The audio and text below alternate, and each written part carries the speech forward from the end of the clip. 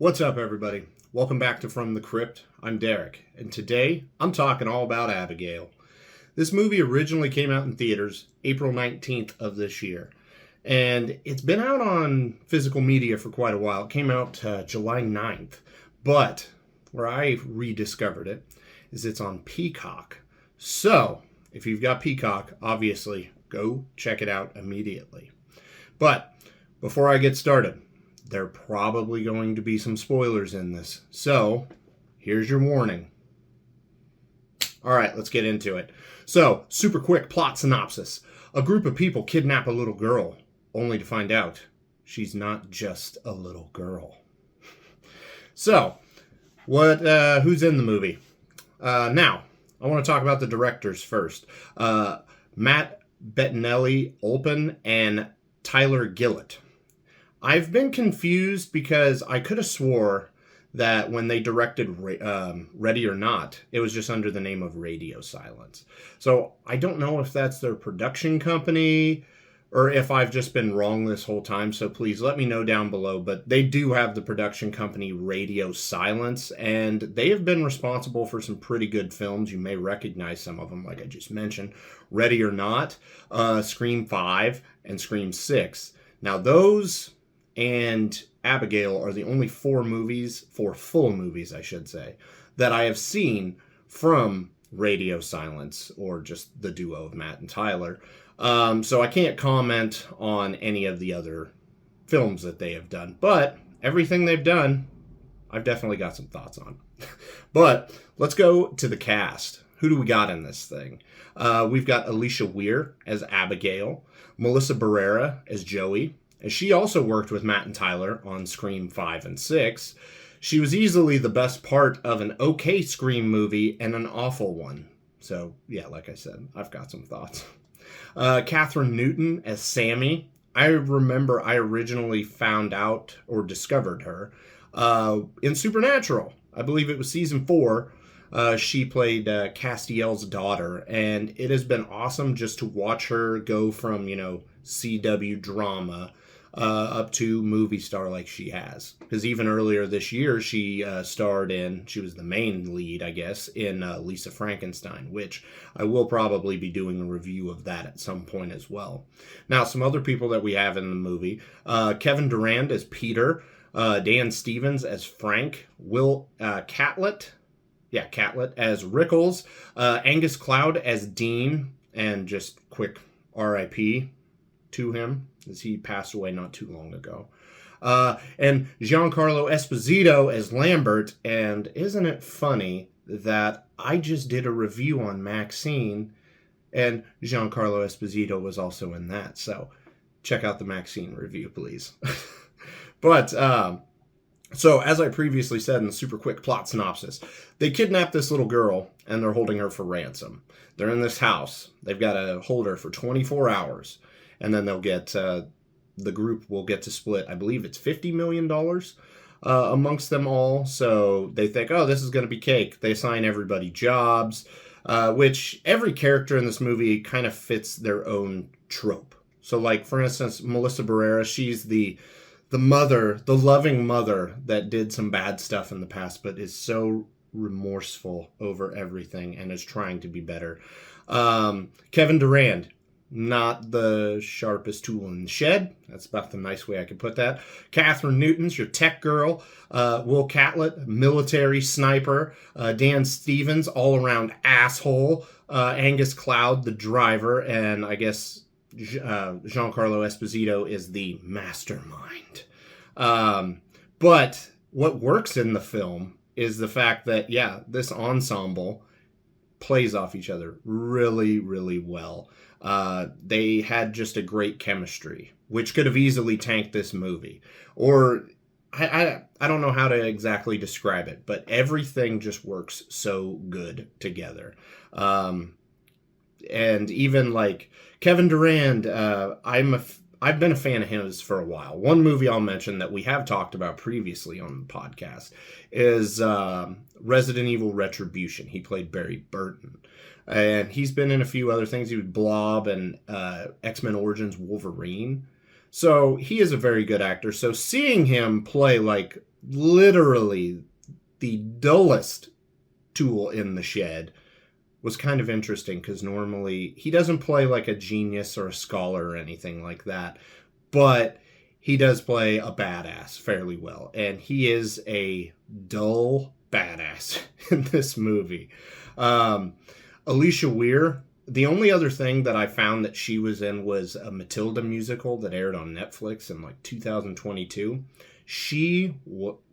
Actually, I have written in my notes specifically, she killed it as Abigail, because she was so convincing of being a scared little girl, and then boom, flips the switch, and she is a murderous vampire, and she's going to literally rip your face off and drain your blood. And another thing that I'm sure most of you are aware of, child actors are kind of hit and miss sometimes. They can easily shit tank a movie, but Alicia Weir's performance just elevates this movie so much more than if they had obviously had the wrong person in the role. Now, what did I not like about this film? I didn't like, that it wasn't longer. I wanted more of this movie, so that's not even really a knock on the movie, because it is just a fun horror movie. That's the best way I could possibly describe the movie. It's fun horror. Fun vampire horror, for that matter. Now, while I was doing some research, there was some stuff that I saw that I didn't know about going into this, because besides watching a trailer, I didn't know a whole hell of a lot about this movie going in. Just that, the guys from Radio Silence directed it, Melissa Barrera was in it, and it was about a ballerina vampire. So, this film was originally based on the 1936 film Dracula's Daughter, and was originally going to be called that. They actually released the title for the movie in January of this year, that it was just going to be Abigail. And I don't know how much stock to put into this, but originally it was considered to be a part of the Dark Universe with Tom Cruise's 2017 Mummy film. Now, I don't know at what point in time that was going to happen, because I'm pretty sure, the Mummy, came out in 2017, and it's obviously 2024, so I don't know how many twists and turns this project took before it finally came out, so that way it just ended up the way it was. But I did read that, and I thought that was interesting to at least note down, because if I didn't know it, there's a good chance a lot of other people didn't know it as well. Now, would I watch it again? Yes. Oh, hell yes. There is no doubt in my mind. I will be watching this again. Will I buy it? Yeah. And honestly, it's kind of shocking that I haven't bought it already. So I will be picking it up eventually, probably when it's on sale, just because when you have access to it on Peacock, there is no need to want to go out and buy the Blu-ray. But when it goes on sale, I will definitely be adding it to my collection. So I guess, what score would I give this movie? I'm going to go solid 9 with this. Like I said, it's a lot of fun. It doesn't take itself so serious. Has fun with the characters. Everybody gets their moments to shine. And Alicia Weir's performance just helps elevate the movie, as I previously mentioned. Now, I will go ahead and say that as of this exact moment of me sitting down and recording this, is easily top 3 my favorite vampire movies. And no, I'm not going to tell you the other 2, because we'll probably be talking a little more about vampires later in the year by the time Nosferatu comes out. So that could shake some stuff up. But this film, is also pretty high up in my top 10 for the year as a whole. Now, I haven't seen as many brand new movies as I did last year by any means, but I honestly don't see this one dropping out of my top 10, and if it does, I'll be very thoroughly shocked. Now, I can't remember if I've already mentioned this or not, but out of the 4 movies that I have seen from Matt and Tyler, this one's easily my favorite.